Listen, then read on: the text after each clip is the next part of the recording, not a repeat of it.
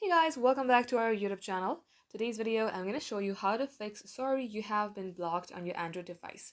So first of all, if you are seeing this message, this usually appears when you are trying to visit a website or use an app that has blocked your IP address, device, or your behavior pattern. In order to solve this, you're going to have to restart your device.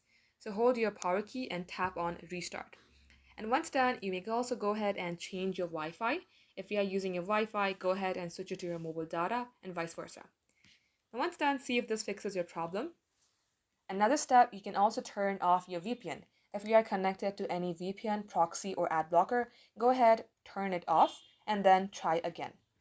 And likewise, you can also try clearing the browser cache. For that, head over to your settings, scroll all the way below and select apps. For instance, if you are facing this problem in your Chrome, type in Chrome. Scroll below, select storage, and clear the cache.